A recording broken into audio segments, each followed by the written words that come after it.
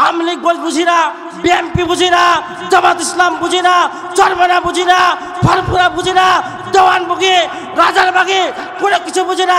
আমরা হচ্ছে মুসলমান, এক কোরআনের শাসন চাই, সৎলোকের শাসন চাই, আল কোরআন আইন চাই। কথা বলেন ঠিক কিনা? এই জন্য যদি আপনাদেরকে আবার রাজপথে আসতে হয়, কারা কারা রাজি আছো দুহাত তুলে আল্লাহকে দেখাও। কুরআনুল কারীমের মধ্যে সুন্দর করে জানিয়ে দেন, ইল্লা মা তাবা ওয়া আমানা ওয়া আমিলা সালিহান ফাউলাইকা ইউবাদদিলুল্লাহু সাইয়্যাতিহিম হাসানাত।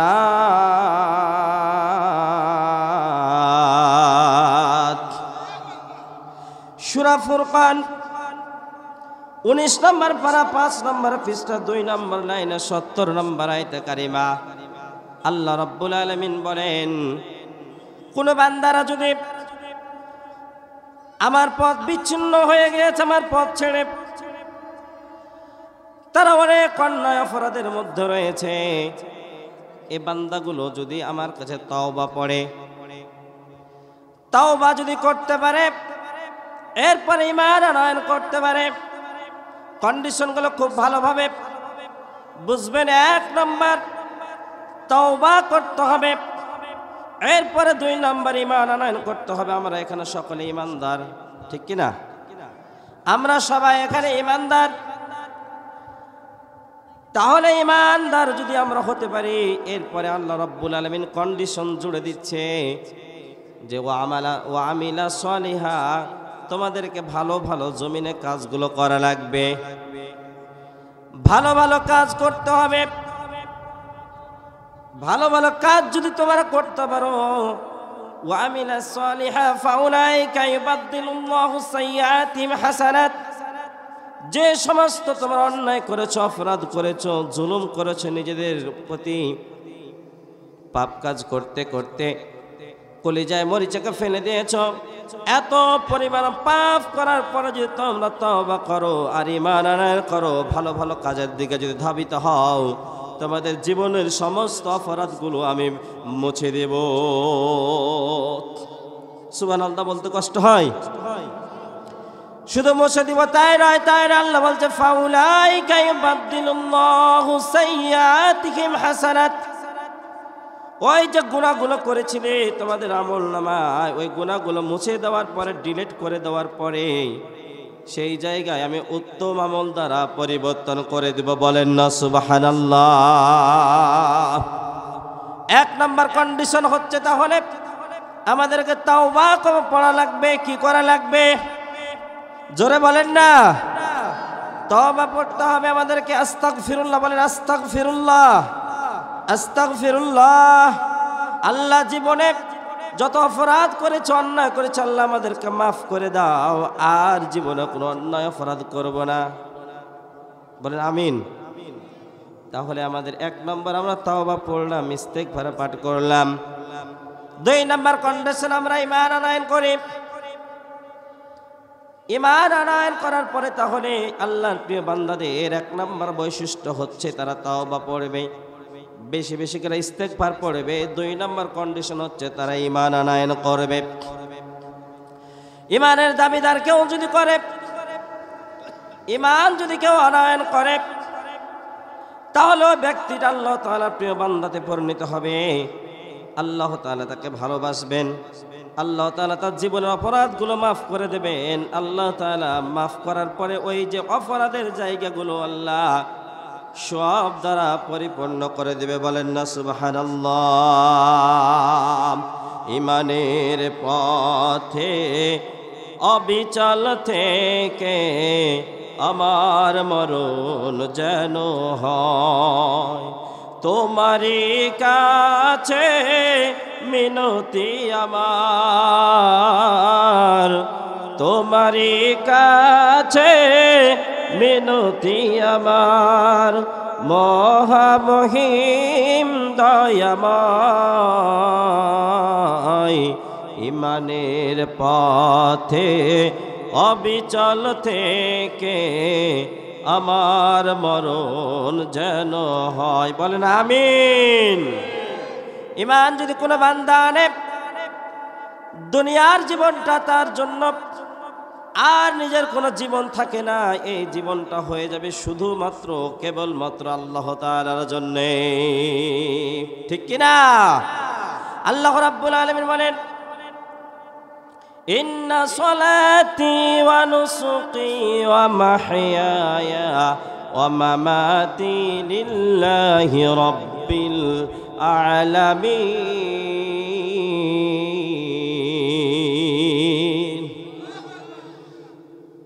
আল্লাহ রাব্বুল আলামিন বলেন, কোন মানুষ যদি ঈমান আনয়ন করে, ঈমান আনয়ন করার পরে তার জীবনের জাগতিক যা কিছু আছে, তার নামাজ, তার রোজা, তার হজ, তার যাকাত, তার সম্পদ, তার অর্থ, তার সমস্ত কিছু কেবলমাত্র শুধুমাত্র আমি আল্লাহ তাআলার জন্য ব্যয় করে দিবে।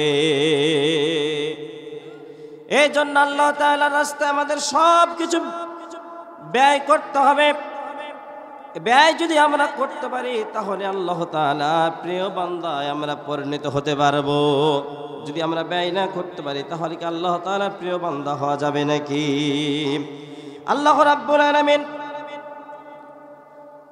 সুন্দর করে বান্দারকে জানাইয়া দেন, ও গোলামেরা, যদি তোমরা আমার প্রিয় বান্দা হতে চাও, আর যদি আমার রাস্তায় যদি তোমরা সবকিছু দিয়ে দিতে পারো, তাহলে তোমাদের অভাব থাকবে না, তোমাদের অনটন থাকবে না। ওয়ালাউ আন্না আহলাল কুরা আমানু ওয়াত্তাকাউ লাফাতাহনা আলাইহিম বারাকাতিম মিনাস সামাই ওয়াল আরদ। আল্লাহু আকবার। সূরা আরাফ 9 নম্বর পারা 2 নম্বর পৃষ্ঠা 1 নম্বর লাইনে 96 নম্বর আয়াতে কারিমা আল্লাহ রাব্বুল আলামিন ডাক দিয়ে বলেন, ও গোলামেরা, শোনো শোনো শোনো, কোন জনপদের মানুষ যদি, ভাই একটু সাউন্ড বাড়াই দেন তো, সাউন্ড বাড়াই দেন, এই হর্নটা একবার কানে দেন, আমার 2টা হর্ন কানে দেন একবারে। কোন জনপদের মানুষ যদি আমি আল্লাহ রাব্বুল আলামিনকে ভয় করতে পারে, এরপর ঈমান আনয়ন করতে পারে, আমি আল্লাহ রাব্বুল আলামিন বারাকাতিম মিনাস সামাই ওয়াল আরদ, আসমান আর জমিনের সমস্ত বরকতের দরজা তাদের জন্য আমি খুলে দেব। বলেন না সুবহানাল্লাহ। আল্লাহ তাআলা যদি আমাদের জন্য বরকতের দরজাগুলো খুলে দেয়, ও মুসলমান ভাইয়েরা, বলেন তো দেখি, আমাদের জীবনে কি আর অভাব অনটন থাকবে নাকি? অভাব থাকবে না, অনটন থাকবে না।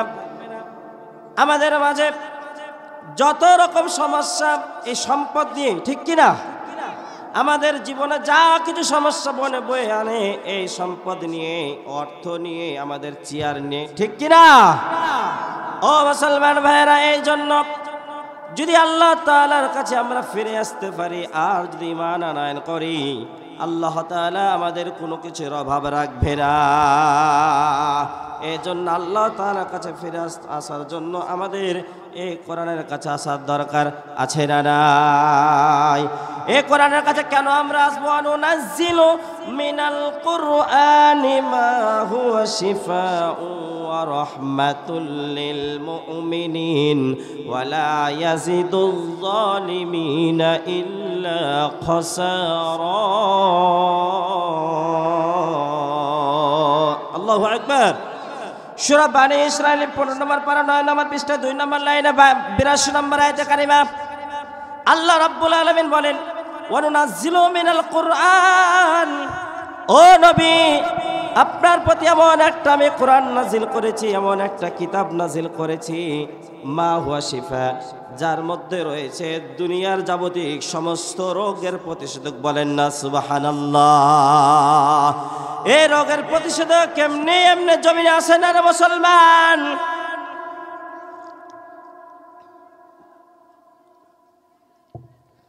এই রোগের প্রতিষেধক জমিনে এমনি এমনি আসে নাই।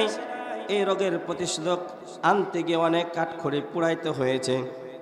আল্লাহর নবীকে মক্কা থেকে মদিনায় হিজরত করতে হয়েছে। আল্লাহর নবীকে 3টি বছর শিয়াবে আবু তালেবের উপত্যকায় জীবনযাপন করতে হয়েছে।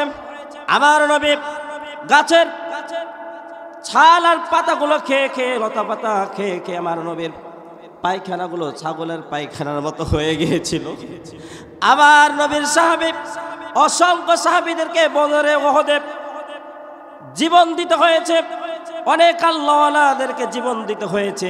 এই কোরআন এমনি এমনি আসে না। এই কোরআনের জন্য হযরত ওমর রাদিয়াল্লাহু তাআলা আনহুকে নামাজরত অবস্থায় তাকে হত্যা করা হয়েছে। আবার হযরত উসমান রাদিয়াল্লাহু তাআলা আনহুকে কোরআন তেলাওয়াত করা অবস্থায় তাকে ছুরি দিয়ে আঘাত করে হত্যা করে দেওয়া হয়েছে। উসমানের রক্তে কোরআনের পৃষ্ঠা রঞ্জিত হয়েছে। হযরতে ইমাম আবু হানিফা রাহমাতুল্লাহ আলাইহিকে কোরআনের জন্য জীবন দিতে হয়েছে। হযরতে ইমাম শাফি রাহমাতুল্লাহ আলাইহিকে কোরআনের জন্য জীবন দিতে হয়েছে। বিশ্বনবীর সাহাবীদেরকে তাদেরকে দেশ থেকে বিতাড়িত করা হয়েছে, তাদেরকে জীবন দিতে হয়েছে। এরপর শুধু তাই নয়, আজকে বাংলার জমিনে অসংখ্য আলেম ওলামাদেরকে কষ্ট দেওয়া হয়েছে, অসংখ্য আলেম ওলামাদেরকে জীবন দিতে হয়েছে। কথা বলেন ঠিক কিনা?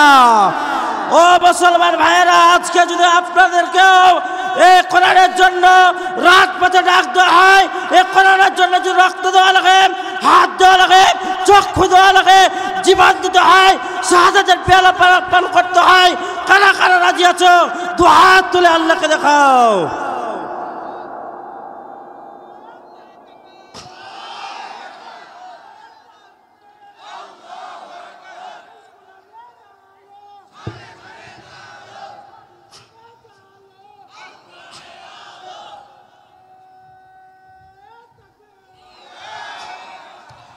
আল্লাহ তাআলা কবুল করেন, বলেন আমিন। এ কোরআনের জন্য রাজপথে আমাদেরকে নামা দরকার আছে না নাই? রাজপথে নামা ছাড়া কোনোদিন কোনো কিছু বিজয় অর্জন হয় নাই, হবেও না। কথা বলেন ঠিক কিনা? আমার মুসলমান ভাইয়েরা, বলতেছিলাম আল্লাহ তাআলার প্রিয় বান্দাদের বৈশিষ্ট্য। 1 নম্বর বৈশিষ্ট্য হচ্ছে তাওবা করতে হবে। 2 নম্বর বৈশিষ্ট্য ঈমান আনয়ন করতে হবে। আমি বৈশিষ্ট্যগুলো শেষ করবার জন্য আমি সংক্ষিপ্তভাবে শুধু পয়েন্টগুলো একটু আলোচনা করে দিতে চাই।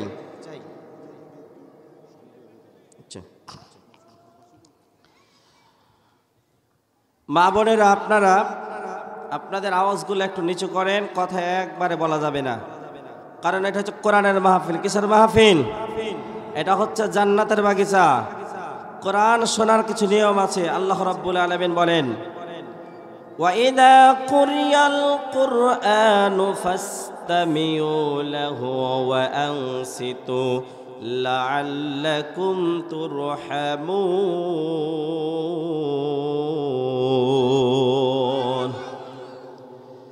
আল্লাহ রাব্বুল আলামিন বলেন, যখন তোমাদের সামনে কোরআন থেকে তেলাওয়াত করা হয়, কোরআন দিয়ে আওয়াজ নসিহত করা হয়, তোমরা তখন চাতক পাখির ন্যায় বসে বসে আলোচনাগুলো শুনবে। বক্তব্য কার? চাতক পাখির ন্যায় বসে বসে আলোচনাগুলো শুনবে, কোনো কথা বলা যাবে না।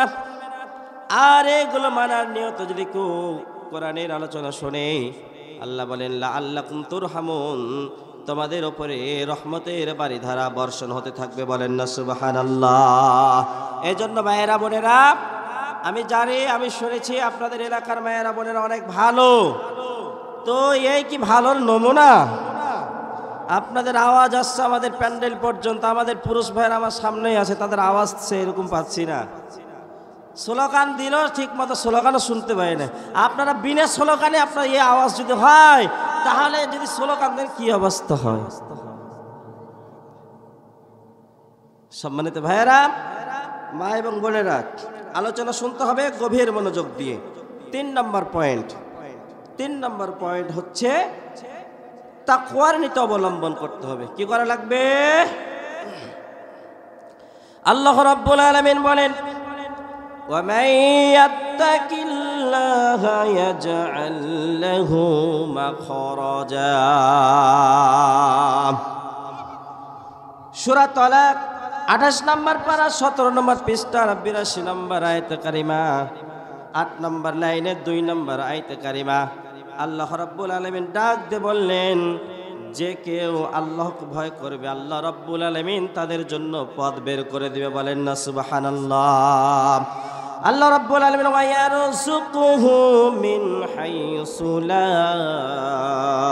ইয়াহতাসিব, সূরা তালাকের ৩ নম্বর আয়াতে কারিমা আল্লাহ রাব্বুল আলামিন বলেন, এবং তাকে তার ধারণা অতীত থেকে উৎস দেওয়া হবে, এমন উৎস দেওয়া হবে, এমন রিজিক দেওয়া হবে যা সে কোনোদিন কল্পনাও করতে পারে নাই। বলেন না সুবহানাল্লাহ। আল্লাহর প্রিয় বান্দাদের বৈশিষ্ট্য কেউ যদি নিজের জীবনে ধারণ করতে পারে, আল্লাহ তাআলা শুধু প্রিয় পাত্র হবে এমনটা নাই, আল্লাহ রাব্বুল আলামিন তার জন্য রিজিকের ব্যবস্থা অফুরন্ত করে রেখে দিয়েছে। আমার মুসলমান ভাইয়েরা, আজকে আমরা রিজিকের জন্য কত হাই হতাশ করে বেড়াই। আমরা রিজিকের জন্য আমরা ভাইয়ের সাথে ভাইয়ের সম্পর্ক রাখি না। আজকে অর্থের জন্য বাবার সাথে আমরা সম্পর্ক রাখতে পারি না, অর্থের জন্য আমরা বন্ধুদের সাথে সম্পর্ক রাখতে পারি না, অর্থ সম্পদের জন্য আমরা কত নাকি করি, আমরা হত্যা পর্যন্ত করি। ও মুসলমান ভাইয়েরা, এই জন্য আল্লাহ তাআলা প্রিয় বান্দার যদি ৩ নম্বর কোয়ালিটিকে অর্জন করতে পারে, আল্লাহ তাআলা তার এমন ধারণাতীত থেকে উৎস থেকে রিজিক দেবে যা সে কোনোদিন কল্পনাও করতে পারে নাই। আল্লাহ তাআলা আমাদেরকে এত এত জায়গা থেকে রিজিক দেয়। ও গোলামেরা, কেন আল্লাহ তাআলা প্রিয় বান্দা হবে না? কেন আল্লাহ তাআলার ইবাদত করবে না? কেন আল্লাহ তাআলাকে ডাকবে না? মুসলমান ভাইয়েরা, আপনাদেরকে আমি ছোট্ট একটু জানার জন্য প্রশ্ন ছুড়ে দিচ্ছি আপনাদেরকে। আমি আজ থেকে বলেন তো ২০-২৫ বছর পূর্বে ১ বিঘা জমিতে কয় মণ ধান হতো?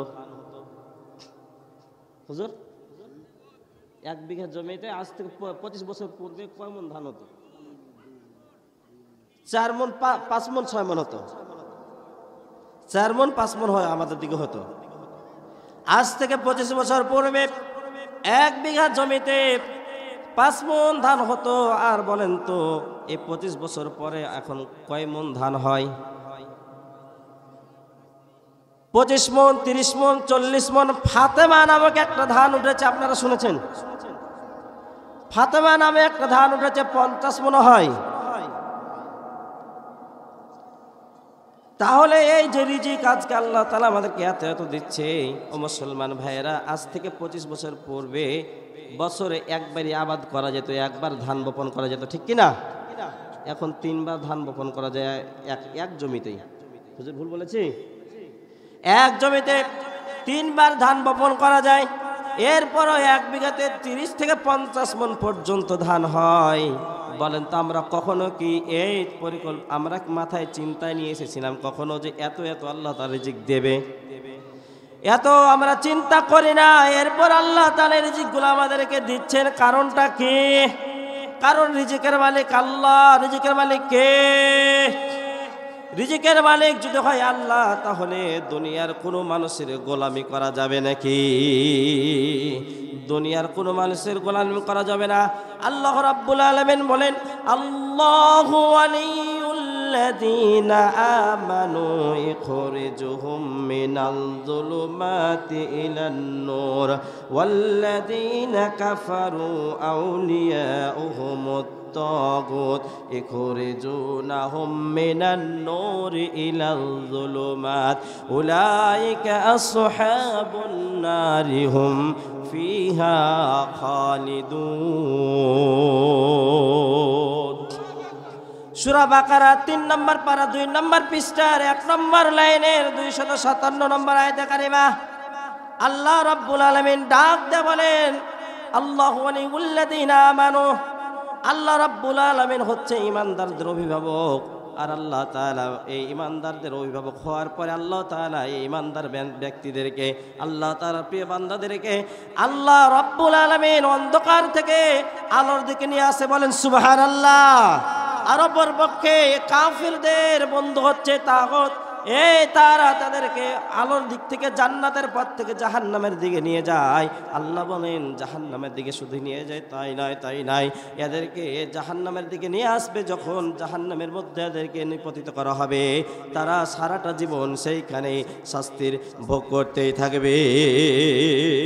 এই জন্য আমার এদের বন্ধুকে আমাদের বন্ধুকে আমাদের বন্ধু হবে আল্লাহ। তাগুতের বন্ধু হওয়া যাবে, তাগুতের বন্ধু হওয়া যাবে না। আল্লাহর বন্ধু হতে গেলে আল্লাহর পথে চলা দরকার আছে না নাই? আল্লাহ তাআলার বন্ধু যদি হতে চায় তাহলে আল্লাহ তাআলার কাছে আমাদেরকে ফিরে আসতে হবে। আল্লাহ তাআলার কাছে আমরা আসবো কেমনে? আমরা তার আল্লাহ তাআলাকে দেখি নাই। আল্লাহকে দেখেছেন কেউ? দেখা যায়। আল্লাহ আমাদের সঙ্গেই আছেন, কিন্তু আল্লাহকে আমরা দেখতে পাই না। নামাজে যখন আমরা দাঁড়াইয়া যাই, আমরা আল্লাহ তাআলা সব চাইতে সিজদা যখন দিই আমাদের কাছে চলে আসে, নিকটে চলে আসে। আল্লাহ তাআলা এত আমাদেরকে ভালোবাসেন। আমরা জমিনে এত অন্যায় করে অপরাধ করি, এরপরে আল্লাহ তাআলা আমাদের অপরাধের কারণে আমাদেরকে পাকড়াও করেন না। আল্লাহ তাআলা আমাদেরকে লাঞ্ছিত তেমন করে না, বেইজ্জত করে না। কিন্তু যখন আমাদের সীমানা যখন অতিক্রম করে ফেলি, তখন আল্লাহ তাআলা আমাদেরকে মাঝে মাঝে আযাব আর গজব দেয়। মানুষ যখন অতিরিক্ত বেড়ে যায়, আল্লাহর বিরুদ্ধে রচনা করে, আল্লাহ তাআলার বিপদ সীমা যখন অতিক্রম করে দেয়, আল্লাহ তাআলা আস্তে করে রশিটা টান দেয়। যেমনি ভাবে দুনিয়াতে আমরা একটা ছাগল যখন আমরা জমিনের মধ্যে আমরা বেঁধে আসি, নির্দিষ্ট একটা তার সীমানা থাকে, যে দড়িতে বেঁধে আসি, বেঁধে রেখে আসি, এই দড়িটা যত বড় আছে ততদূর পর্যন্ত যেতে পারে। আর যখন এই দড়ির সীমা পর্যন্ত পৌঁছে যায় আর বাইরে আর যেতে পারে না, যদি বাইরে যেতে যায় তাহলে তাকে রশিটা ছিঁড়ে যাওয়া লাগবে, ঠিক কিনা? এমন এভাবে আল্লাহ তাআলা আমাদের কিছু নির্দিষ্ট কিছু এরিয়া আমাদের জন্য দিয়ে দিয়েছেন। এই কাজগুলো, ভালো ভালো কাজগুলো তোমরা করতে পারবা, খারাপ কাজ করতে পারবা না। খারাপ কাজ করতে করতে যখন আমরা বিপদ সীমা অতিক্রম করে চলে যাই, ফেরাউন, হামান, সাদ্দান, কানুকে যেমন দুনিয়া থেকে নিকৃষ্ট ডাস্টবিনে ফেলে দিয়েছিল, আজকেও যদি বাংলার জমিনে কেউ আল্লাহর বিপদ সীমা অতিক্রম করতে যায়, তাকে ইতিহাসের ডাস্টবিনে নিক্ষেপ করো। আদেশ হানাফি, গোল টুপি, পাতলা টুপি, লম্বা টুপি নিয়ে আজকে যদি তোমরা মারামারি করো, এমন একটা সময় আসবে মুসলমানদের গায়ে চামড়া থাকবে না। কথা বলেন ঠিক কিনা?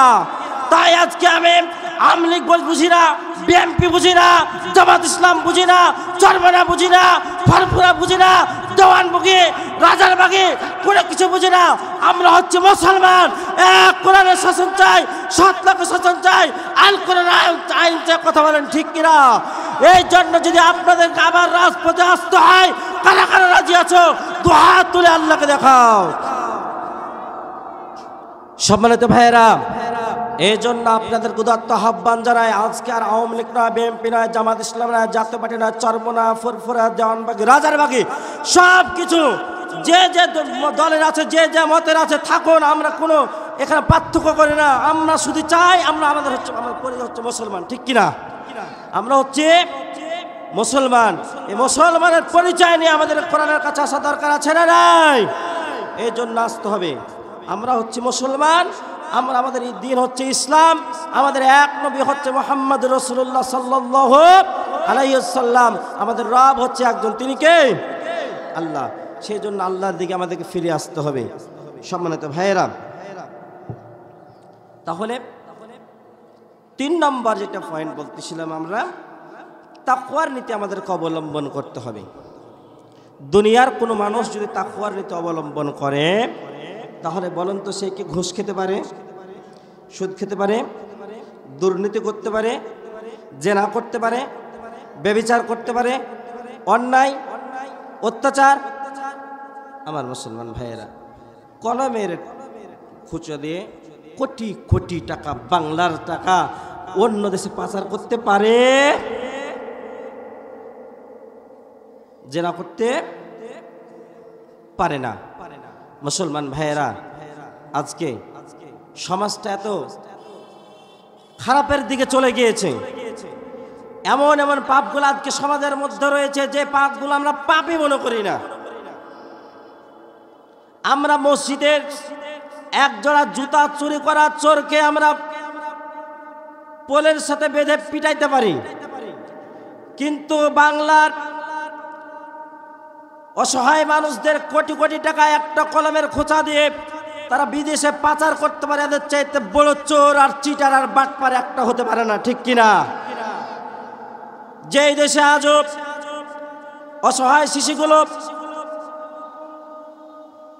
দুই বেলা দুই মুঠো খাবারের অভাবে অনাহারে মারা যায়, যে দেশের মা বোনেরা মাত্র 50 টাকার বিনিময়ে নিজেদের ইজ্জতকে বিক্রি করে দেয়, যে দেশের অসহায় এতিম সন্তানগুলো 5 তলা থেকে ফেলে দেওয়া খাবারগুলো ডাস্টবিন থেকে তারা কুড়িয়ে কুড়িয়ে খায়, আজকে সেই দেশে ওসি আর ডিসি ম্যাজিস্ট্রেট হওয়ার পরে কোটি কোটি টাকা দুর্নীতি করে তারা নিজেদের পকেটের মধ্যে ঢুকায়। কথা বলেন ঠিক কিনা? আজকে আমি বলে দিতে চাই, যদি কোরআনুল কারীমের সূরা মায়েদার 38 নম্বর আয়াত অনুযায়ী যদি সুপ্রিম কোর্টের সামনে গিয়ে এই রায় দেওয়া হতো যে চোরেদের হাত কেটে দেওয়া হবে, জেনাকারদেরকে হত্যা করে দেওয়া হবে, তাহলে আর এই একটা চোরকে যদি এ বাংলার জমিনের ঢাকা সেই শহরে গিয়ে যদি একজনের হাত কেটে দেওয়া হতো, আর সে দৃশ্য যদি টিভি চ্যানেল আর স্যাটেলাইটগুলোকে বারবার করে দেখা হতো, বাংলার জমিনে একজন তো জেনাকার দূরের কথা, একজন তো চোর খুঁজে দূরের কথা, একজন অসহায় মানুষের 2টি টাকা কেউ মেরে খাওয়ার সাহস পেত না। কথা বলেন ঠিক কিনা? এই জন্য আগামীর এই বাংলার জমিন হবে কোরআনের জমিন, আগামীর বাংলার জমিন হবে ইসলামের জমিন, আগামীর বাংলার জমিন হবে মুসলমানদের জমিন, আগামীর বাংলার জমিন হবে টুপিওয়ালাদের জমিন, আগামীর বাংলার জমিন হবে দাড়িওয়ালাদের জমিন, আগামীর বাংলার জমিন হবে এই নামাজিদের জমিন। কথা বলেন ঠিক কিনা? কারা কারা রাজি আছে দুহাত তুলে আল্লাহরে দেখাও।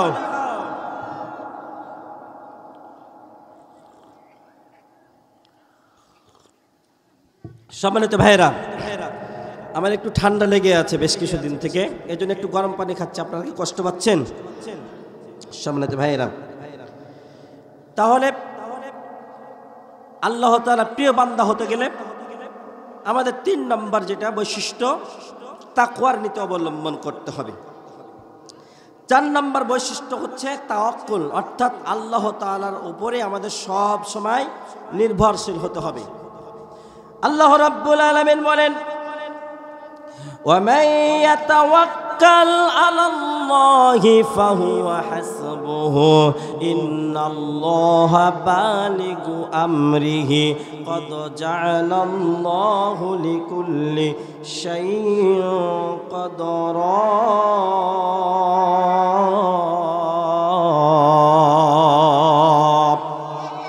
সূরা তালাক 28 নম্বর পারা 17 নম্বর পৃষ্ঠা 8 নম্বর লাইনে, 17 নম্বর পৃষ্ঠা 12 নম্বর লাইনে 3 নম্বর আয়াতে কারিমা আল্লাহ রাব্বুল আলামিন ডাক দিয়ে বলেন, যে ব্যক্তি আল্লাহর উপর নির্ভর করে আল্লাহ তার জন্য যথেষ্ট হয়ে যায়। বলেন না সুবহানাল্লাহ।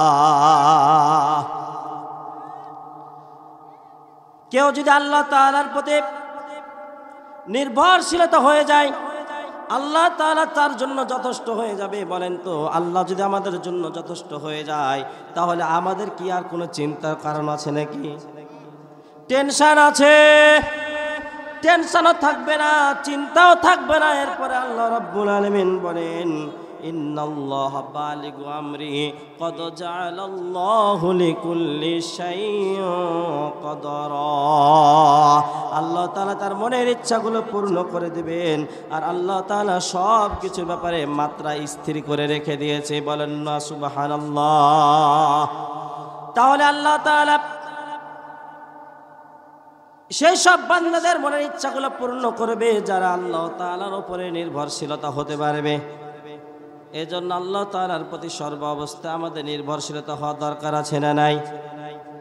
আল্লাহ তাআলার প্রতি সর্ব অবস্থা আমাদেরকে নির্ভরশীলতা হতে হবে। আল্লাহ তাআলা আমাদের মনের ইচ্ছাগুলো পূর্ণ করে দেবে। আল্লাহ তাআলা আমাদের সব কিছু মাত্রা স্থির করে রেখে দিয়েছে। আমরা সম্মানিত ভাইয়েরা, আজকে আমরা কতভাবে কত কিছু করে বেড়াই, আমরা এত কিছু করে বেড়াই যা কিছু আমাদের জীবনের স্বার্থের বাইরে যেন হয়ে যায়, কিন্তু এত আমরা হাই হুতাশ করে বেড়াই, এত লাফালাফি করি, দৌড়ঝাঁপ করি। বলেন তো, আল্লাহ তাআলা যে আমাদের জন্য মাত্রা স্থির করে রেখে দিয়েছেন, এর চাইতে কি বেশি কিছু আমরা পাবো নাকি? ধরেন আপনি দুনিয়ার জমিনে 100 বছর বাঁচবেন, আপনার জন্য আল্লাহ রাব্বুল আলামিন 50 টন খাদ্য বরাদ্দ করে রেখে দিয়েছে।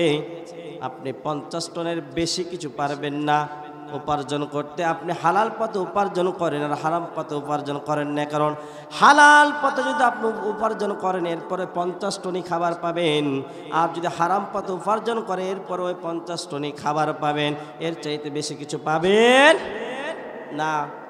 আপনার জন্য যদি আল্লাহ রাব্বুল আলামিন একজন স্ত্রী লিখে রাখে একজনই পাবেন, দুইজন লেখা রাখলে দুইজনই পাবেন। যদি আপনার জন্য ন্যাংরা খোড়াই স্ত্রী লেখা রাখেন এই ন্যাংরা খোড়াই পাবেন। যদি সুন্দরী তরুণী রমণী যদি যুবতী আপনার জন্য আল্লাহ রাব্বুল আলামিন বরাদ্দ করে রাখে, সেটাই আপনার ভাগ্য জুটবে, এর চাইতে বেশি কিছু জুটবে না। আল্লাহর নবী, আপনাদের একটা মজার ঘটনা শোনাই। আল্লাহর নবী মুহাম্মদুর রাসূলুল্লাহ সাল্লাল্লাহু আলাইহি ওয়াসাল্লাম সাহাবীদের সামনে আলোচনা করতেছেন। সাউন্ড একটু বাড়াইয়া দেন তো। ঠিকই আছে, মাউথপিস আমার ঠিকই আছে।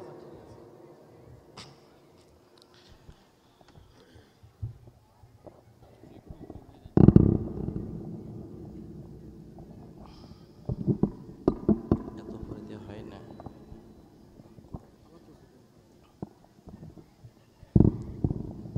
মাথা উপর কেমন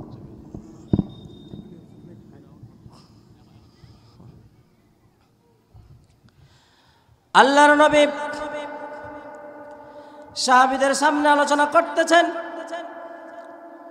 দাস পেশ করতেছেন। এমন একটা সময় আল্লাহর নবী বললেন, ও সাহাবীরা তোমরা শোনো শোনো শোনো, যে ব্যক্তি বিবাহ করতে পারলো না তার ঈমান পূর্ণাঙ্গ হলো না। এমন একটা সাহাবী আল্লাহর নবীর কাছে আসলেন। কালো সাহাবী, গরিব সাহাবী, নাম তার হচ্ছে সাদ আল আসওয়াদ আস-সুলমি রাদিয়াল্লাহু তাআলা আনহু। চেহারা শরৎ ভালো না, মদিনার জমিনে তার চাইতে যেন কালো সাহাবী আর কেউ নাই। এমন একজন সাহাবী, গরিব সাহাবী আল্লাহর নবীর কাছে আসলেন, চোখের পানি পড়তেছে আর আল্লাহর নবীকে সালাম দিলেন, আসসালামু আলাইকা ইয়া রাসূলুল্লাহ, আমি কি আল্লাহর জান্নাতে যেতে পারবো না? বিশ্বনবী বললেন, কেন রে ও সাদ, কি হয়েছে তোমার, কেন এমন কথা বলতেছো? বলতেছি, ইয়া রাসূলুল্লাহ, বিয়ে না করলে তো ঈমান পূর্ণ হয় না। আমি এত কালো সাহাবী, আপনার একজন দুর্বল ঈমানের সাহাবী, আমার অর্থ সম্পদ তেমন কিচ্ছু নাই, মদিনার জমিনে কেউ আমার সাথে মেয়ে বিবাহ দিতে রাজি হয় না। আল্লাহর নবী বললেন, ও সাহাবীরা, তুমি কি বিয়ে করতে চাও? সাহাবী সম্মতি জ্ঞাপন করলেন। আল্লাহর নবী একটা চিঠি লিখে পাঠিয়ে দিলেন সাদ রাদিয়াল্লাহু তাআলা আনহুকে। মদিনার জমিনে একজন প্রভাবশালী ব্যক্তি ইবনে ওহাব, তার একজন সুন্দরী তরুণী রমণী যুবতী একজন মেয়ে ছিল। এত সুন্দরী ছিল, মদিনার জমিনে দ্বিতীয় সুন্দরী যেন তার চেয়ে তার কেউ নাই। তার সাথে বিবাহের জন্য আল্লাহর নবী চিঠি লিখে পাঠিয়ে দিলেন সাদ রাদিয়াল্লাহু তাআলা আনহুকে। সাদ রাদিয়াল্লাহু তাআলা আনহু ইবনে ওহাবের বাড়ির সামনে চলে গেলেন, সালাম দিয়ে দিলেন, আসসালামু আলাইকা ইয়া আহলাল বাইত।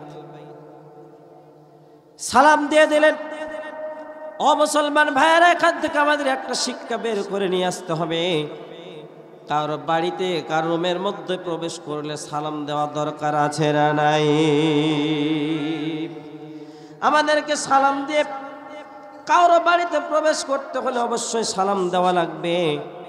সালামবিহীন তার বাড়িতে প্রবেশ করা যাবে না। নিজের মায়ের রুমে তাকে না জানাইয়া ঢোকা যাবে না। কেননা মা কেমন অবস্থা থাকে, কি অবস্থায় থাকে আমরা বলতে পারবো না। এই জন্য অবশ্যই কারো বাড়িতে যদি প্রবেশ করি আমরা, আমাদের কোন মতো নেওয়ার দরকার আছে না নাই? সম্মানিত ভাইয়েরা, সাহাবী চলে গেলেন, সালাম দিলেন, এরপরে চিঠিখানটা ধরাইয়া দিলেন। চিঠিখানা ধরাইয়া দেওয়ার পরে ইবনে ওহাব চিঠিখানা খোলার পরে দেখতেছে, একবার সাদ রাদিয়াল্লাহু তাআলা আনহুর দিকে তাকায়, একবার চিঠির দিকে তাকায়। ইবনে ওহাব রাগান্বিত হয়ে গেলেন, কত বড় তোমার সাহস, তুমি একজন গরিব সাহাবী, তোমার অর্থ সম্পদ তেমন কিচ্ছু নাই, তুমি এমন একজন কালো সাহাবী যার মতো কালো সাহাবী আর মদিনার জমিনে নাই। আর আবার বিশ্ব সুন্দরী হুরহুরির সঙ্গে তুমি বিবাহের প্রস্তাব নিয়ে এসেছো, দূর হয়ে যাও। আল্লাহর নবী সাহাবী মনটা খারাপ হয়ে গেল, আল্লাহর নবী সাহাবীর মুখটা মলিন হয়ে গেল। মলিন মাখা মুখ নিয়ে তিনি বাড়ির দিকে রওনা দিয়েছেন। এমন একটা সময় ইবনে ওহাবের কন্যা রুমের মধ্য থেকে সমস্ত দৃশ্য দেখার পরে আব্বাকে ডাক দিয়ে বলতেছে, বাবা তুমি কি কাজ করলে? যেখানে আল্লাহর নবী স্বয়ং আমার বিবাহের জন্য ঘটক হিসাবে বিবাহের প্রস্তাব পাঠিয়েছে, তুমি সেই বিবাহকে প্রত্যাখ্যান করলে। সেই সাহাবী কালো কিংবা ধনী কিংবা গরিব সেটা বড় কথা নয়, আল্লাহর নবী স্বয়ং বিবাহের যে প্রস্তাব দিয়েছে, নিঃসন্দেহে এই সাহাবী সাধারণ কোনো সাহাবী নয়, নিঃসন্দেহে একজন জলিলুল কদর সাহাবী, নিঃসন্দেহে একজন ইমানদার সাহাবী।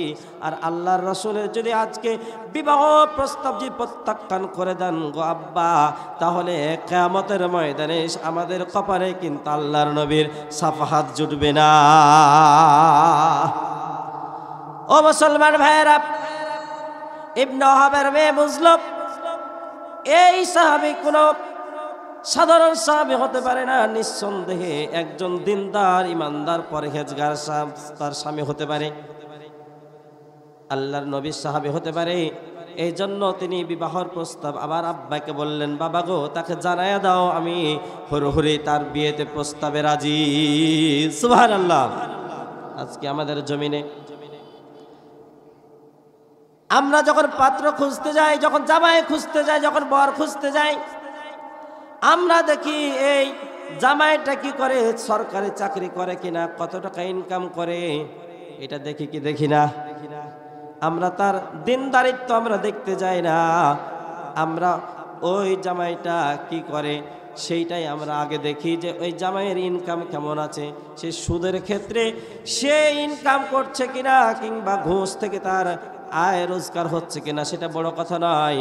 সে 50,000, 60,000, 1 লাখ, 1.5 লাখ, 2 লাখ টাকা ইনকাম করে কিনা, সেটাই আমরা আগে প্রাধান্য দিই। কথা বলেন ঠিক কিনা? জামাইটা মদখোর না গাঁজাখোর না জুয়াখোর সেটা আমরা দেখি না, ঠিক কিনা? ও চাপা দেওয়া উত্তরপাড়া যুব সমাজের উদ্যোগে আয়োজিত আজকে তাফসীর মাহফিল উপস্থিত জনতা, আজকে আপনাদেরকে বলে দিতে চাই, কেউ যদি কোনো মানুষের দিনদারিত্ব না দেখে গাঁজাখোর মদখোর জুয়াখোরদেরকে নিয়ে যদি মেয়ের বিবাহ দেয়, আল্লাহর কসম করে আজকে বলে দিতে পারি, আপনার জামাই লাখ টাকা ইনকাম করতে পারে, কিন্তু আপনার মেয়ের সংসারে কখনো সুখ আসবে না, আসবে না, আসবে না। কথা বলেন ঠিক কিনা? প্রত্যেক দিন গাঁজা খেয়ে বাড়ির মধ্যে প্রবেশ করবে, মদ খেয়ে বাড়ির মধ্যে প্রবেশ করবে, মাতাল অবস্থা বাড়ির মধ্যে প্রবেশ করবে, যখন আপনার মেয়েটাকে ধরে ধরে শুধু পিটাইবে, তখন এমন এমন বেহাইয়াপনা, এমন লুচ্চামি ভণ্ডামি মার্কা জামাই আমাদের সমাজে আছে না নাই?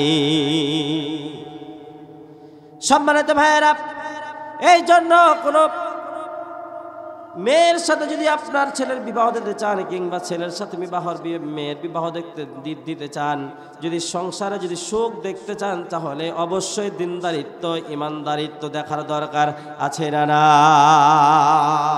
এই জন্য ইমানদার দিনদারওয়ালা আমাদেরকে জামাই এবং কন্যা খুঁজতে হবে। আল্লাহ তাআলা কবুল করেন, বলেন আমিন। সম্মানিত ভাইয়েরা,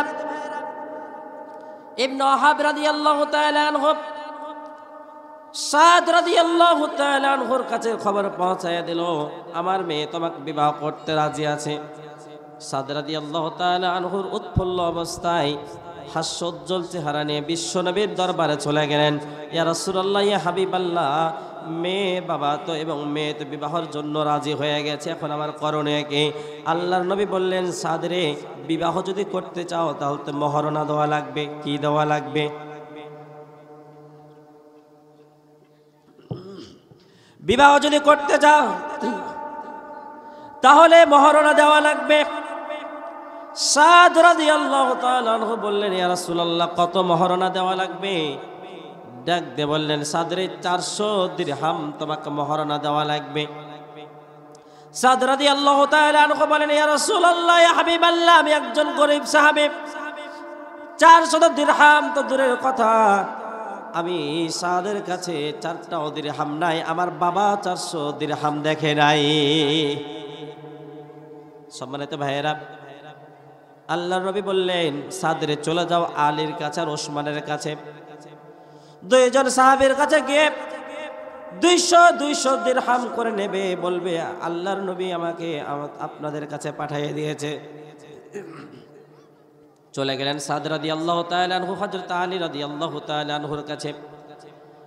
বিস্তারিত ঘটনা খুলে বললেন, হযরত আলী রাদিয়াল্লাহু তাআলা আনহু 200 দিরহাম দিলেন এবং তার কিছু বেশি দিলেন। কেননা 200 করে 400 দিরহাম যদি দেয় তাহলে অতিরিক্ত কিছু বাজার খরচ আছে না নাই। বললেন, সাদরে 200 দিরহাম তোমাকে দিলাম মহারানার জন্য, আর বাকি দিরহামগুলো দিয়ে তুমি বিয়ের বাজার করবা। হয়তো ওসমান রাদিয়াল্লাহু তাআলা আনহুর কাছে চলে গেলেন। ওসমান রাদিয়াল্লাহু তাআলা আনহু বললেন, যাও তোমাকে 200 দিরহাম দিলাম, এই দিরহাম দিয়ে মহারণা দিবা, আর বেশি কিছু দিলাম যেগুলো দিয়ে বিয়ের বাজার করবা। হযরত ওসমান হযরত আলী রাদিয়াল্লাহু তাআলা আনহু দিরহামগুলো নিয়ে চলে আসলেন। এরপরে তিনি বিবাহের কার্য সম্পন্ন করবেন, আর বাকি দিরহামগুলো দিয়ে বাজারে গিয়ে বাজার করবেন। মার্কেটে চলে গেলেন, বাজার করতেছেন। এমন একটা সময়, বাজার যখন প্রায় শেষের দিকে, এমন একটা সময় জিহাদের ময়দানে যাওয়ার জন্য আল্লাহ রাসূলের আওয়াজ সাদ রাদিয়াল্লাহু তাআলার কর্ণে এসে পৌঁছিল। আসলো যখন, এমন একটা সময় সাদ রাদিয়াল্লাহু তাআলা হঠাৎ করে থেমে গেলেন, দাঁড়িয়ে গেলেন। যে এই জায়গাতে বাজার করছিলেন সেই জায়গাতে দাঁড়িয়ে গেলেন। দাঁড়ানো অবস্থায় সাদ রাদিয়াল্লাহু তাআলা একবার আসমানের দিকে তাকায় আর একবার তার বাজারের দিকে তাকায়। সাদ রাদিয়াল্লাহু তাআলা আল্লাহ রাব্বুল আলামিনকে বললেন, ওগো মাবুদ, আমি এই বাকি দিরহামগুলো দিয়ে এমন কিছু কিনবো যা দ্বারা আমি আপনাকে খুশি করে দেব। সাদ রাদিয়াল্লাহু তাআলা দিরহামগুলো দিয়ে একটি ঘোড়া এবং একটি তরবারি ক্রয় করলেন। এরপরে জিহাদের ময়দানে ঝাঁপিয়ে পড়লেন। আমার মুসলমান ভাইয়েরা, সাদ রাদিয়াল্লাহু তাআলা তার স্ত্রীর জন্য যে কাপড় কিনেছিলেন সেই কাপড়টা গায়ের মধ্যে জড়াইয়া নিলেন আর চেহারা মোবারক ঢেকে নিয়েছিলেন। এরপরে সাহাবীরা দেখতেছেন একজন ব্যক্তি জিহাদের ময়দানে ইসলামের পক্ষ থেকে যুদ্ধ করতেছে, কিন্তু তার চেহারা মোবারকটা ঢাকা। এই ব্যক্তিটিকে হযরত আলী রাদিয়াল্লাহু তাআলা আনহু বলেন, সে যে হোক না কেন ইসলামের পক্ষ থেকে জিহাদের ময়দানে ঝাঁপিয়ে পড়েছে, যুদ্ধ করতেছে, সে যে হোক না কেন যুদ্ধ করো। যুদ্ধ করতে করতে হঠাৎ করে হযরত সাদ রাদিয়াল্লাহু তাআলা আনহুর ঘোড়ার উপরে, পায়ের উপরে যখন একটা আঘাত করলো, কাফের সৈন্যরা ঘোড়াটা জমিনের উপরে পড়ে গেলেন। সাদ রাদিয়াল্লাহু তাআলা আনহু জমিনে পড়ে গেলেন। সাদ রাদিয়াল্লাহু তাআলা আনহু তাড়াহুড়া করে উঠতে গিয়ে তার শরীরের কালো চামড়া বিশ্বনবীর চোখে ভেসে আসলো। বিশ্বনবী বলতেছেন, ইয়া সাদ। সাদ রাদিয়াল্লাহু তাআলা আনহু বলতেছে, ইয়া রাসূলুল্লাহ, আমার আব্বা আম্মা আপনার উপর উৎসর্গিত হোক। ও আল্লাহর নবী, জিহাদের ময়দানের কথা, জিহাদের ডাক শুনে আমি থাকতে পারি না, জিহাদের ময়দানে চলে এসেছি। আল্লাহর নবী বললেন, সাদ রে, তোমার জন্য আল্লাহর জান্নাত অপেক্ষা করছে। বলেন না সুবহানাল্লাহ। সাদ রাদিয়াল্লাহু তাআলা আনহু জিহাদের ময়দানে যুদ্ধ করতে করতে আহত হয়ে গেলেন। কিছু সাহাবীরা বিশ্বনবীর কাছে এসে বললেন, ইয়া রাসূলুল্লাহ, ইয়া হাবিবাল্লাহ, সাদ তো আহত অবস্থায় পড়ে রয়েছে। আল্লাহ নবী বললেন, সাদকে আমার কাছে খুঁজে নিয়ে আসো। সাদ রাদিয়াল্লাহু তাআলা আনহুর মাথাটা নিজের কোলের উপরে রাখলেন।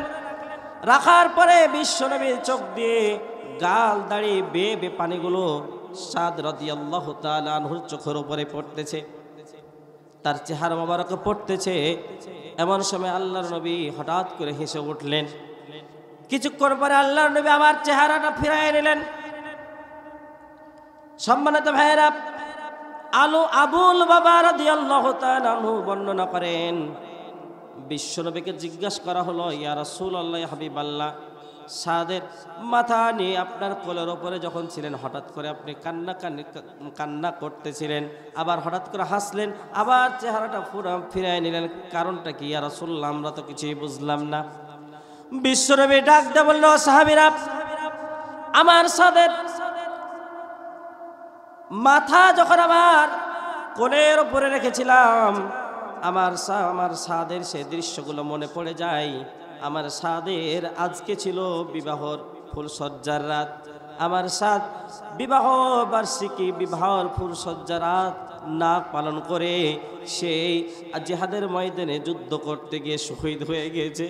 সাদ আমাদের জন্য কি ত্যাগ করেছে তোমাদেরকে আমি বলে বুঝাইতে পারবো না। এই কথাগুলো যখন আমি মনে করতেছিলাম তখন আমার চোখের পানিগুলো পড়তেছিল। হঠাৎ করে আল্লাহ রাব্বুল আলামিন সাদ রাদিয়াল্লাহু তাআলা আনহুকে ফেরেশতাদের মাধ্যমে হাউজের কাছে পৌঁছায় দিলেন। সাহাবীরা জিজ্ঞাসা করলেন, ইয়া রাসূলুল্লাহ, এই হাউজটা কি? আল্লাহর নবী বললেন, এই হাউজটা হচ্ছে এমন এক প্রকার ঝর্ণা যার পানিগুলো হচ্ছে দুধের চাইতে সাদা আর মধুর চাইতে মিষ্টি। এমন একটা ঝর্ণা ধারা, এমন একটা হাউজ এখানে সাদ রাদিয়াল্লাহু তাআলা আনহুকে নিয়ে গেলেন এবং সেইখান থেকে হঠাৎ করে আমি মুখটা ফিরিয়ে নিলাম। কারণটা হচ্ছে সাহাবীরা, আমার সাদ রাদিয়াল্লাহু তাআলা আনহু জান্নাতের ভিতরে যাবে যখন, এমন একটা সময় জান্নাতের তার স্ত্রীগণ যেন হুরেরা তার দিকে আনন্দ উৎফুল্লিত হয়, তার দিকে যখন চেয়ে আসতেছে, আনন্দে উৎফুল্লিত হওয়ার কারণে তারা যখন দৌড়ে দৌড়ে আসতেছে তাদের পায়ের গোছাগুলো যেন দেখা যাচ্ছিল। এই জন্য আমি সেই দিক থেকে মুখটা ফিরে নিয়েছি। আমার মুসলমান ভাইয়েরা,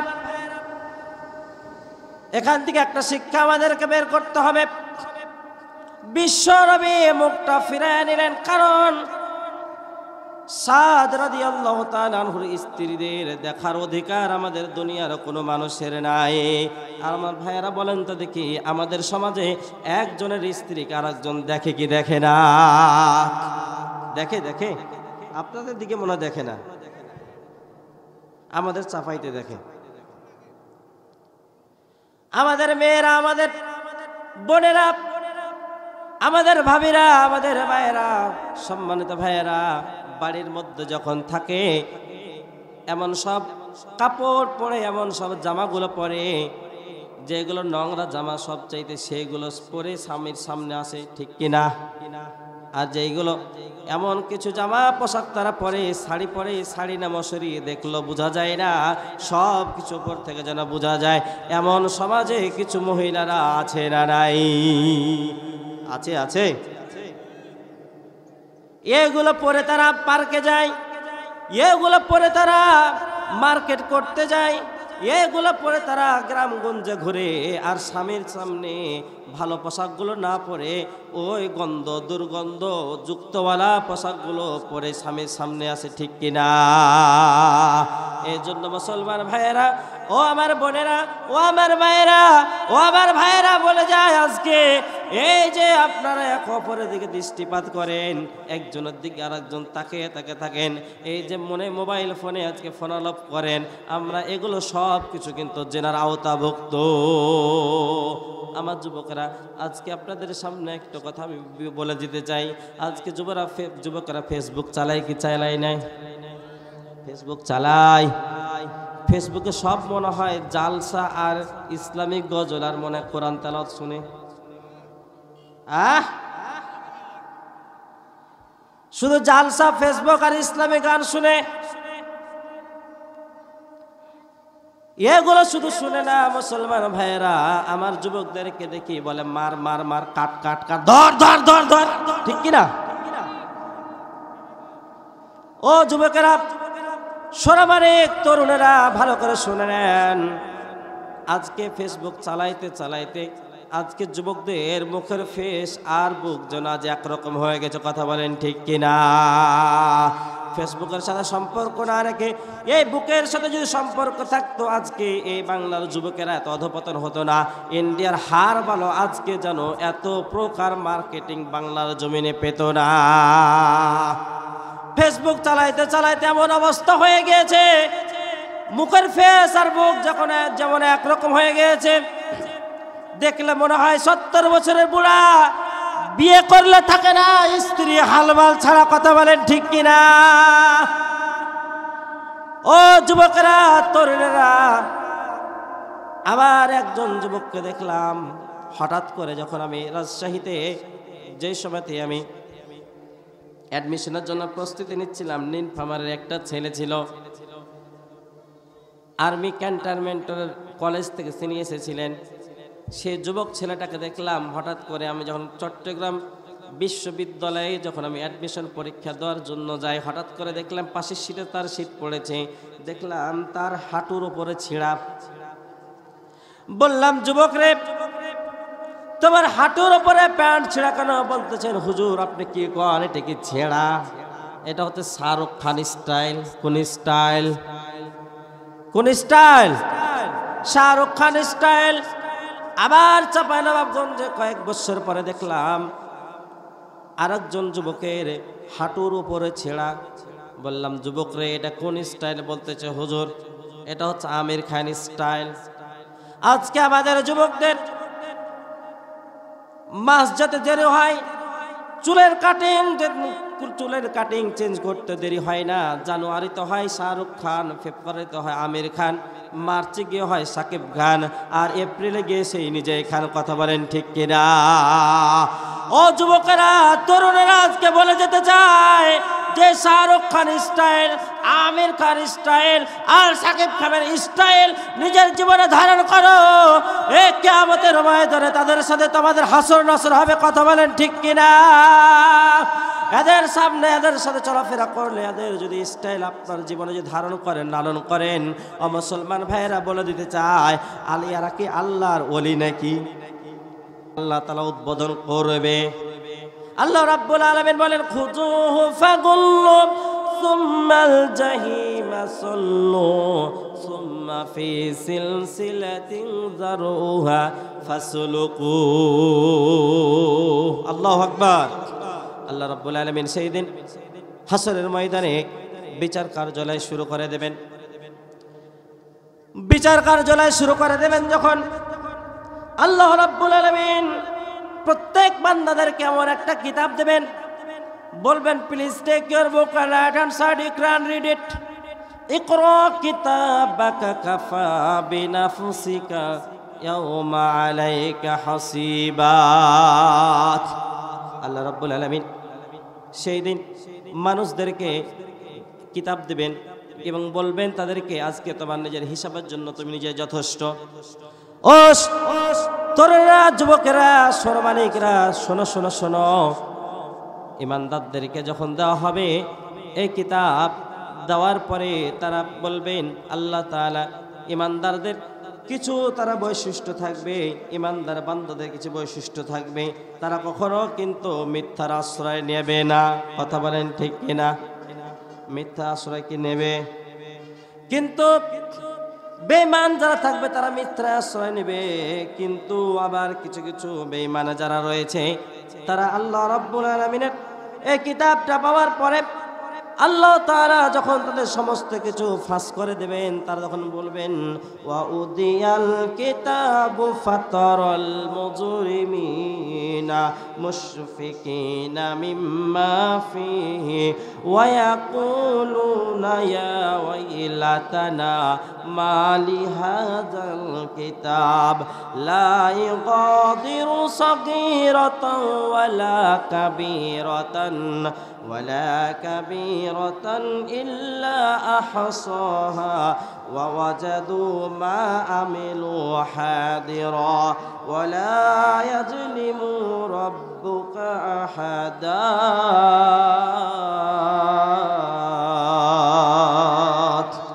সূরা কাহাফ 15 নম্বর পৃষ্ঠা 15 নম্বর পারা 18 নম্বর পৃষ্ঠা 3 নম্বর লাইনের 49 নম্বর আয়াত কারিমা আল্লাহ রাব্বুল আলামিন সেই দিন উপস্থিত করা হবে। আল্লাহ বলেন সেই দিন উপস্থিত করা হবে তাদের সামনে, এই তাদের সামনে বলতে অপরাধীদের সামনে। কাদের সামনে?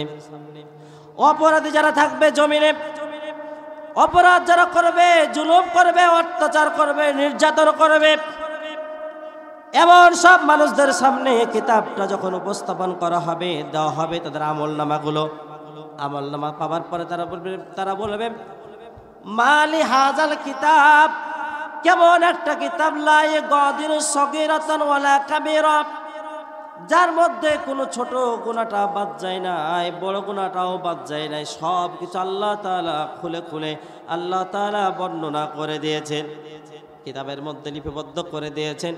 কেমন একটা কিতাব, এমন ছোট ছোট গুনাহগুলো লেখা থাকবে, যে গুনাহগুলো, ও মুসলমান ভাইয়েরা একটুখানি চিন্তা করেন দেখি, আমরা কত গোপনে গুনাহ করেছি, কত প্রকাশ্যে গুনাহ করেছি। ৭তম জমিন আসমানের নিচে কেউ যদি একটা গুনাহ করে থাকে, সেই গুনাহ সেই দিন আপনার আমার আমল নামে লেখা থাকবে, আপনার আমার কিতাবের মধ্যে লেখা থাকবে। ও মুসলমান ভাইয়েরা বলেন তো, সেই দিন আমাদের অবস্থাটা কি হবে?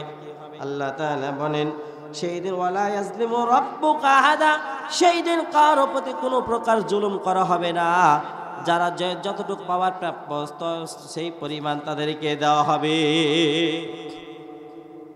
আরে আমরা জমিনে কত অপরাধ করলাম, মানুষের আল ঠেললাম, মানুষের জমি আমরা আত্মসাৎ করলাম, মানুষের ঘর বাড়ি আমরা আত্মসাৎ করলাম, মানুষের দোকানপাট আমরা পোড়াইয়া দিলাম, মানুষকে আমরা মানুষ মনে করলাম না, আমরা আমাদের কৃষকদের তাদের অধিকার ফিরাই দেয় নাই, আমার এতিম সন্তান, আমার এতিম ভাতিজার আমরা অধিকার ফিরাই দেয় নাই। আমার ভাই যখন মারা গেল, এতিম ভাতিজাটা ছোট্ট মানুষ, আমার উচিত ছিল তার সম্পদগুলো তার জন্য আমাদেরকে গচ্ছিত করে রাখা, কিন্তু তার সম্পদগুলো আমরা গচ্ছিত অবস্থায় রাখলাম না। ও মুসলমানেরা, সেই দিন সব কিছু আপনার আমার সামনে ভেসে উঠবে। সেই দিন যদি সব কিছু আল্লাহ তাআলা প্রকাশ করে দেয়, আমাদের অবস্থাটা সেই দিন কি হবে? সেই দিন আমাদের কোনো উপায় থাকবে না। আমাদের জমিনে ভাই যদি কারো একজন ভাইয়ের প্রতি একজন ভাইও জুলুম করলে, তাকে মারলে, তার পক্ষ থেকে আমরা কতই না কথা বলি, তার পক্ষ থেকে আমরা লাঠি সোটা নিয়ে আমরা বেরিয়ে পড়ি, কিন্তু সেই দিন হাসরের ময়দানে কারো কোনো কিছু করার উপায় থাকবে না। ও মুসলমান ভাইয়েরা, আল্লাহ রাব্বুল আলামিন কোরআনের মধ্যে খুলে খুলে বর্ণনা করে দেন, وَيَوْمَ يَقُولُ نَادُوا شُرَكَائِيَ الَّذِينَ زَعَمْتُمْ فَدَعَوْهُمْ فَلَمْ يَسْتَجِيبُوا لَهُمْ وَجَعَلْنَا بَيْنَهُمْ, আল্লাহ তাআলা সুন্দর করে সূরা কাহাফের 52 নম্বর আয়াতে কারিমার মধ্যে বর্ণনা করেন, এবং সেই দিনের কথা স্মরণ করো যেই দিন তিনি বলবেন, তোমরা তোমাদের যাদেরকে শরীক মনে করতে জমিনে, যাদেরকে তোমাদের লিডার মনে করতে জমিনে, যাদেরকে তোমরা কর্মী মনে করতে জমিনে, তাদেরকে তোমরা সামনে ডেকে নিয়ে আসো এবং তাদের কাছে তোমরা সাহায্য চাও। সাহায্য যখন চাইবে, তারা কিন্তু সাহায্য করার মতো ক্ষমতা কি সেদিন থাকবে? সাহায্য করতে পারবে না। এমন একটা মুহূর্তে তাদের সামনে একটা বিশাল একটা গর্ত থাকবে, যেটা হচ্ছে জাহান্নামের আগুন দাও দাও করে জ্বলতে থাকবে আর উপরের দিকে উঠতে থাকবে। তারা সেই দিন মনে করবে ওয়ারাউল মুজরিমুনান নার, এই যে মুজরিমরা যারা থাকবে, এই আগুন দেখার পরে তারা মনে করবে আমাদেরকে না জানে আজকে এই আগুনের মধ্যে নিক্ষিপ্ত করা হবে। ও মুসলমান ভাইয়েরা, ওই আগুনের নিক্ষিপ্ত হওয়ার পূর্বে আমাদেরকে সতর্ক হওয়ার দরকার আছে না? এই জন্য সতর্ক যদি হতে চায়, তাহলে কোরআনের কাছে আমাদেরকে ফিরে আসা দরকার আছে না? আল্লাহ রাব্বুল আলামিন বলেন, وَمَن يَتَوَكَّلْ عَلَى اللَّهِ فَهُوَ حَسْبُهُ إِنَّ اللَّهَ بَالِغُ أَمْرِهِ قَدْ جَعَلَ اللَّهُ لِكُلِّ شَيْءٍ قَدْرًا।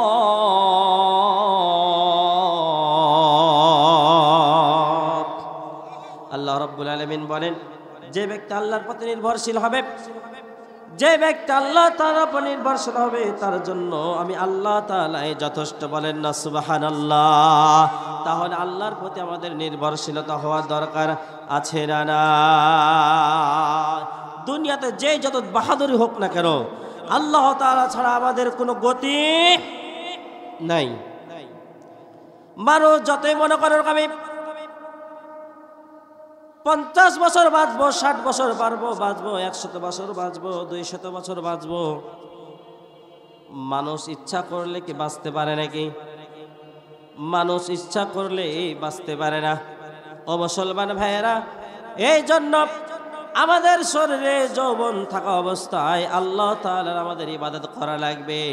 বৃদ্ধ বয়সে আল্লাহ তাআলার ইবাদত করলে আমরা সঠিকভাবে নামাজে রুকু করতে পারবো না। পারবো কি? ঠিক মতো সাজদা করতে পারবো না, আমরা ঠিক মতো চলাফেরাও করতে পারবো না।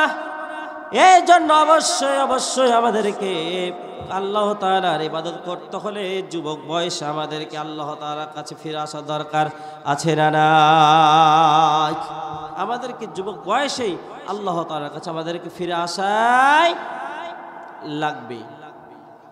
মানুষ বেঁচে থাকার জন্য অনেক কলা কৌশল করে, অনেকভাবে প্রচেষ্টা চালায়া যায়, কিন্তু সে কি সারা জীবন বেঁচে থাকতে পারবে নাকি? মানুষের মৃত্যু স্বাদ গ্রহণ করা লাগবে। আল্লাহ রাব্বুল আলামিন বলেন, কুল্লু নাফসিন যায়িকাতুল মাউত। মৃত্যুর স্বাদ মানুষকে গ্রহণ করাই লাগবে, মৃত্যুর স্বাদ মানুষকে গ্রহণ করা লাগবে। ওয়া ইন্নামা তুওয়াফাউনা উজুরাকুম ইয়াওমাল কিয়ামাহ। কিয়ামতের ময়দানে তারাই ভাগ্যবান হয়ে যাবে। ফামান যুযিয়া আনিন নার, যারা জাহান্নাম থেকে রক্ষা পাবে। ওয়া উদখিলাল জান্নাতা ফাকাদ ফাজ, আর যারা জান্নাতে প্রবেশ করবে। ওয়া মাল হায়াতুদ দুনিয়া ইল্লা মাতাউল গুরুর।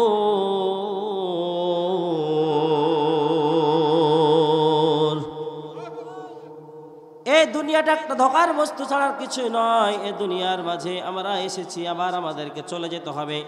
দুনিয়াটা একটা ক্ষণস্থায়ী জায়গা, কথা বলেন ঠিক কিনা? এই দুনিয়াটা পুতুল খেলা, এই দুনিয়াটা পুতুল খেলা। খেলা তো নয় রে বাবা রঙের মেলা, খেলা তো নয় রে বাবা রঙের মেলা। কিছু হাসি কিছু কান্নার ভেলা, এই দুনিয়াটা পুতুল খেলা। হায় রে এই দুনিয়াটা পুতুল খেলা। একদিন ছিলাম পুতুল, আবার হব পুতুল, মায়ের কোলেতে ছিলাম অবলা। ঠিক কিনা? একদিন আমরা পুতুলের মতো ছিলাম। জমিনে যখন ভূমিষ্ঠ হওয়ার পরে একদিন আমরা পুতুলের মতো ছিলাম। জমিনে যখন ভূমিষ্ঠ হলাম, ভূমিষ্ঠ হওয়ার পরে আমাদের শরীরে শক্তি ছিল না, আমাদের যৌবন ছিল না, আমরা চলাফেরা করতে পারতাম না, আমরা কথা বলতে পারতাম না, আমাদের কোনো বাক স্বাধীনতা ছিল না। আমাদেরকে যেখানে রাখতো সেখানেই আমরা পড়ে থাকতাম পুতুলের মতো। কথা বলেন ঠিক কিনা? একদিন ছিলাম পুতুল, আবার হব পুতুল, মায়ের কোলেতে ছিলাম অবলা। মায়ে দুলাবালি ঝেড়ে দিয়া টান দিয়া কোলে লইয়া, দুলাবালি ঝেড়ে দিয়া টান দিয়া কোলে লইয়া, মুখে তো চুমা দিয়া বাসি তো ভালা। এই দুনিয়াটা পুতুল খেলা, হায় রে এই দুনিয়াটা পুতুল খেলা।